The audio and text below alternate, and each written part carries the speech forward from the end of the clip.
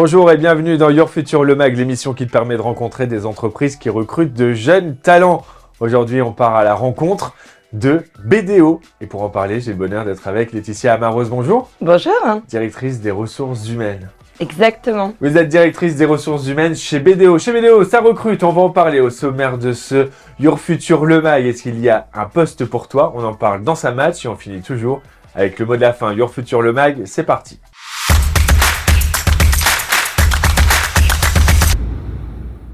Laetitia Amarose, directrice des ressources humaines chez BDO. BDO, pour celles et ceux qui nous regardent et qui n'auraient pas entendu encore ce nom, qu'est-ce que c'est?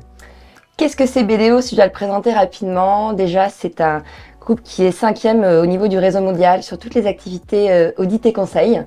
Donc voilà, aujourd'hui on est présent dans 166 pays.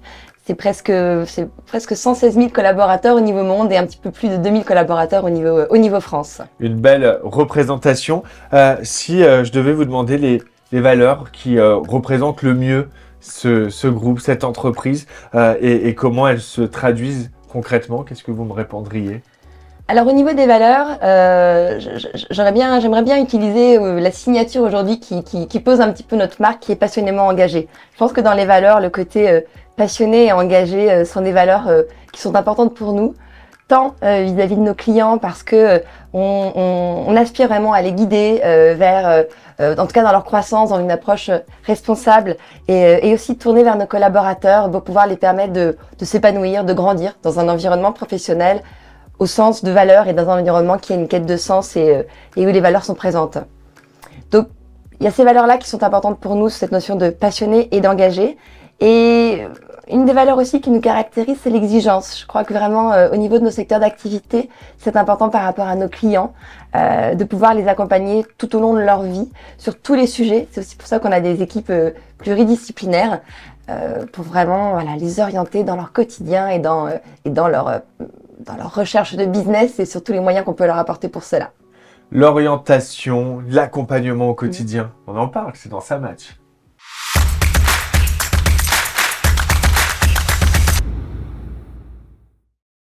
Il y a un domaine forcément qui révolutionne le quotidien au travail, c'est les nouvelles technologies. On pense notamment à l'intelligence artificielle. C'est quoi justement l'impact de l'intelligence artificielle sur le sujet de l'emploi et comment vous allez accompagner vos collaborateurs pour faire face à cette et ces révolutions digitales quotidiennes presque? Ouais, tout à fait. Mais vous avez raison de le souligner, c'est une vraie révolution digitale, l'intelligence artificielle. Et aujourd'hui, on ne pourrait ne pas conjuguer sans.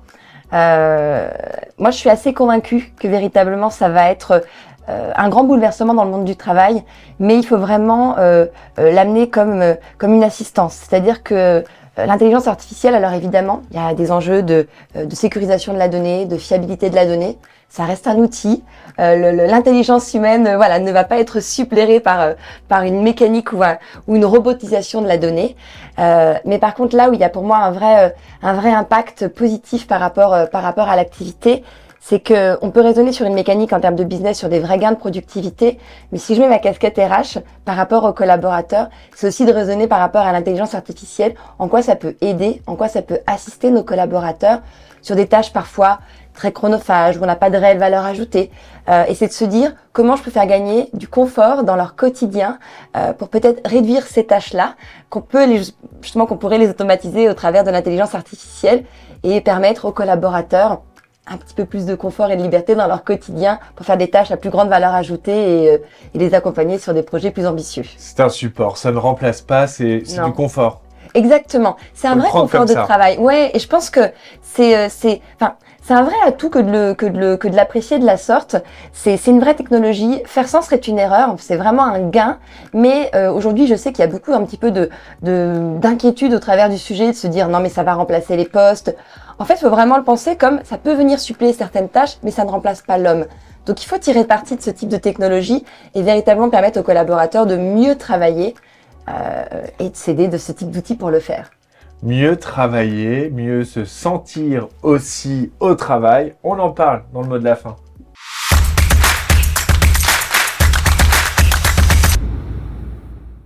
Chez BDO, j'imagine que c'est un sujet capital, incontournable. C'est celui de la de la parité.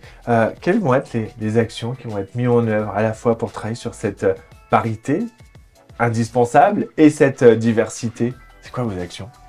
Alors sur ces sujets-là, c'est vrai que la parité, c'est un sujet qui est extrêmement important pour nous. BDO s'est engagé comme premier cabinet dans un statut d'entreprise à mission. Donc tous ces sujets inhérents à la diversité, à l'inclusion, à la parité, sont vraiment des sujets qui sont indispensables pour nous. À titre plus personnel, c'est vrai que c'est aussi un sujet qui m'apporte et qui m'alerte parce que je trouve, et il faut quand même le noter, on a fait des progrès quand même sur ces dernières décennies, assez révolutionnaires en matière de parité. Il y a encore pas si longtemps que ça, les femmes devaient demander quand même à leur époux l'autorisation pour aller travailler. Donc je pense que de ce côté-là, voilà, on n'a pas touché de salaire. C'est vrai.